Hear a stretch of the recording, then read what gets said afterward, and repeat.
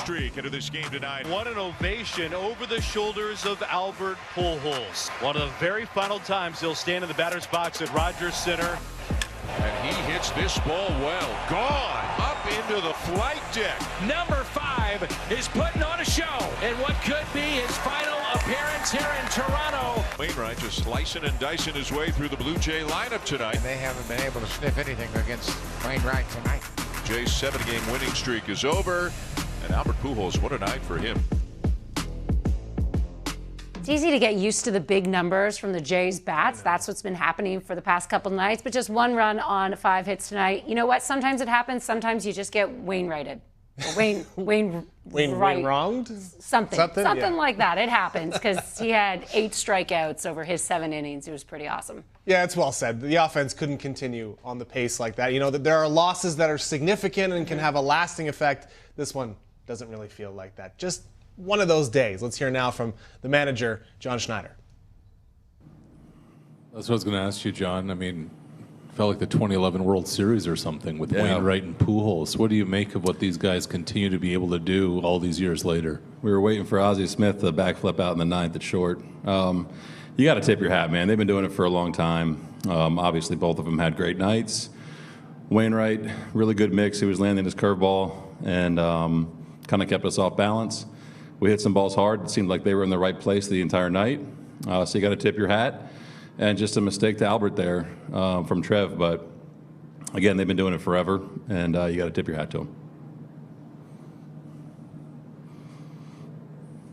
John, you mentioned the Pujols homer there. In that spot, what's the debate between, you know, maybe letting Gausman go and get him a third time versus bringing someone fresh in to face Pujols there? It's, you know, it's a tough call. You know, Gausman's obviously one of our guys. Just trying to feel out with how he was going, where his location was. Obviously, like his velo a little bit more against Albert. He was having a little trouble sticking it at the top of the zone tonight. So it kind of just worked out to where a fresh arm seemed like the best option. And, you know, sometimes it works and sometimes it doesn't. And, you know, Trev's been really good for us lately. It just didn't work out tonight. John, going back to what we were talking about pregame with the aggression, with Vladdy tagging second to third and then the steal first to second, was that more of what you'd like to see from him? Yeah, for sure. I mean, I think tagging up from second to third there, already in scoring position with Bo coming up, you know, we talked about that a little bit. He was safe and slipped off the base. But, yeah, running on the 3-2 count with Kirky, we're banking on Kirky putting it in play there. Worst case was going to be a slow curveball and felt like he could beat the throw, and that ended up being our only run. So definitely what we're trying to do, and, you know, minus him kind of slipping off the base, I thought it was good. John, you mentioned the situation going back to the Richards decision. You used Meza in a spot similar to that yesterday in the 6th. Are you trying to identify specific guys for that type of role, that type of situation, or do you have those 2 guys already targeted for those kinds of spots? Yeah, we kind of just based it off how the game's going with who we have available, but, you know, like that matchup, honestly. You know, I've said it a lot where you're trying to just put guys into a 3-hitter pocket to where they're going to have success, and it was just, you know, I think just a misexecuted pitch from Trev. So it's something we would do again, and, you know, we have multiple guys that we trust in that spot. August 2nd, Major League Baseball's trade deadline less than a week away. The Jays rumored to be looking to add pitching, some pieces on offense. Here's Jays GM Ross Atkins explaining why no major moves have happened yet. Every year it seems as though when there's still a week to go, the prices feel very high. You know, and that things tend to work towards the deadline, and there seems to be, you know, a better understanding on both sides of where those thresholds are, where people will, you know, make a decision. And right now, in order to move quickly, you're probably going to pay a premium.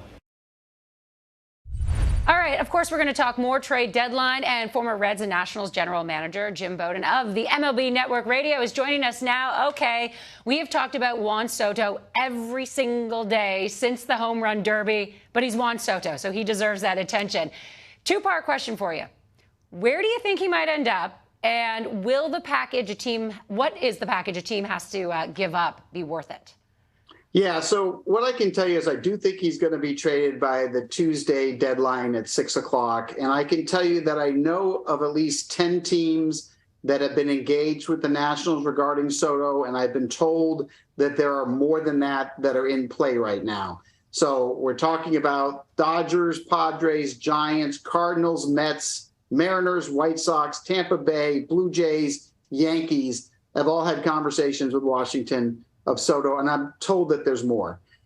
Basically, what the Washington Nationals are telling teams are they want 4 or 5 players, and they're looking for your 4 or 5 top prospects, or they're looking for 2 major leaguers and 3 prospects, or 3 major leaguers and 2 prospects. They're kind of open to that, but they want the best possible return that they can get. That is what their focus is right now. I was told that there's no front runners. I had read some articles where people had said the Cardinals were front runners. I'm hearing that is not the case right now, although they certainly have a combination of major leaguers and prospects that the Washington Nationals like. But a lot of teams are on this thing, and I don't think that they're going to pull a trigger on any deal until at least Monday or Tuesday of next week.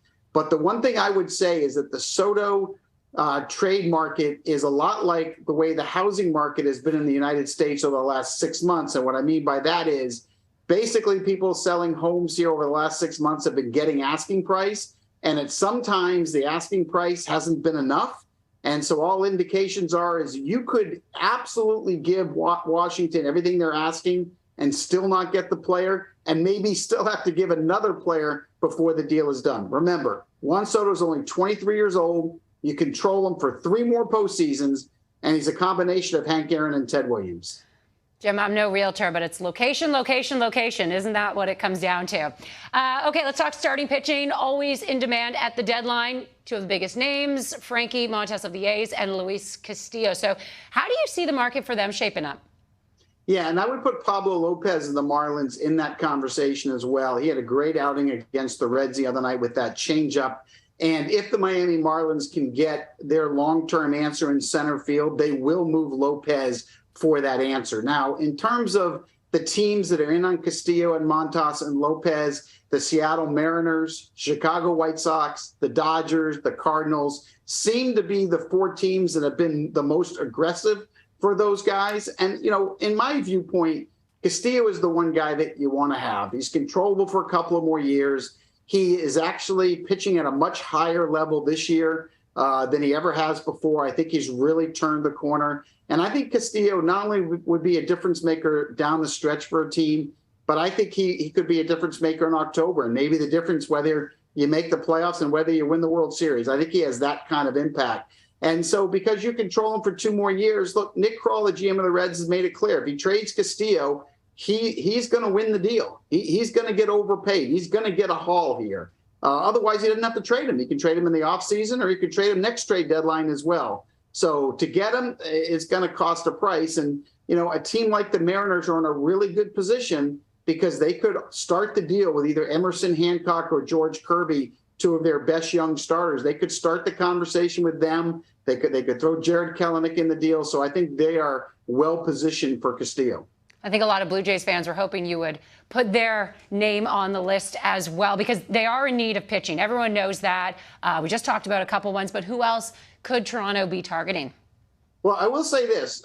Mark Shapiro and Ross Atkins, I'm being told by opposing GMs, are being very aggressive, really from A to Z in this trade market. And they, as I mentioned earlier, are in the Juan Soto conversations. They have also been in the Luis Castillo conversations as well. So, you know, understand they're in it, and they have a farm system, and they have the financial wherewithal, and they have a front office that's willing to pull the trigger on a major deal. So perhaps that happens. But I think one of the things that the Blue Jays also have been chasing are bullpen arms, relievers, to try to help that bullpen down the stretch. Now, it's very interesting in this particular trade market because there's a lot of quality relievers that are available. The Kansas City Royals, surprisingly, have made both Scott Barlow and Josh Staumont available. The Detroit Tigers will listen on any of their relievers, including Gregory Soto and Brad Fulmer. In terms of Arizona, Mark Melancon, Ian Kennedy are available. Colorado will move Daniel Bard. So I think when you see this kind of quality bullpen arms, knowing how deep the Blue Jays farm system is, I can see, even if they don't get one of the big fish, even if they don't get a Soto or Castillo, I can see them adding a reliever or two that'll be a difference maker. The other thing I think Toronto's got to do, I think they need to get another left-handed bat to better balance that lineup, even if it means they've got to trade perhaps their left fielder Lourdes Gurriel along with Kevin Biggio to get it done. But I do think a left-handed bat is something they really need to acquire to better balance the league. So if they can get a starter, a couple of relievers, left-handed bat, I think those are the perfect fits for this Toronto team. It's a good shopping list to have for the Blue Jays. Jim, thanks so much for your time, and glad you got the memo about the matching yellow shirts. Thank you. Darn, I missed the memo about the yellow. Next time. All right, still to come. More from the Rogers Center, full highlights and more post-game reaction as the Jays fall to the Cards 6-1.